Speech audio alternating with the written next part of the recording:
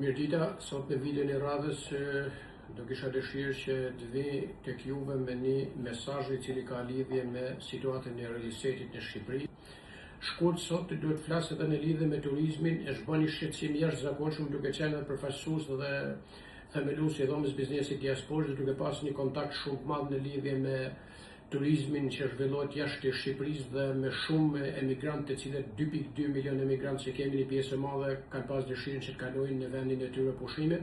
Ju njoftoj sepse duke fryrë çmimet në jugun e Shqipërisë është bën një problem jashtëzakonshëm dhe sot do t'ju jap një lajm shumë të keq, të cilën është informacion shumë I saktë, ku rreth 37 deri në 45% po prenë biletat dhe po udhtojnë drejt Antalës dhe drejt vendeve siç është Turqia, Greqia, Spanja dhe Italia për të kaluar pushimet ku janë më lirë,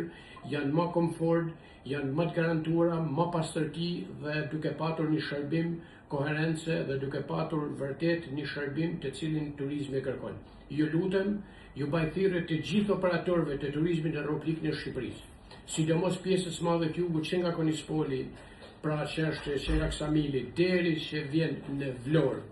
Ju lutem, konsolidoni, nuk bani të pasur me një hotel as me 12 dhoma, me 20 dhoma për 6 muaj dhe për një vit. Ju lutem, ulni çmimet, shtoni shërbimin. Shtoni shërbimin, ulni çmimet,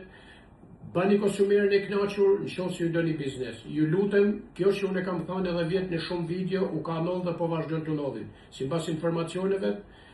vetëm të dielën e kaluar ka qenë rreth 45%, 50% plazhet kanë qenë bosh dhe restorantet kanë qenë bosh, duke I detyruar me çmime shumë të larta, çadra shumë të larta, dhoma shumë të larta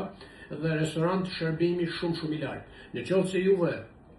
shtoni pagat e shefave të kuzhinës me 3.000-4.000 euro, mendoni mirë, sepse nëse shtoni ato paga, realisht këto paga vërtet do randojnë mbi konsumerin dhe mbi konsumatorin dhe mbi klientin, por duhet të jeni të përgatitur sa I klienti I cili të vjen sot ty, veti dyti të tretë harxhon 250 euro për një drek, ju premtoj se do jetë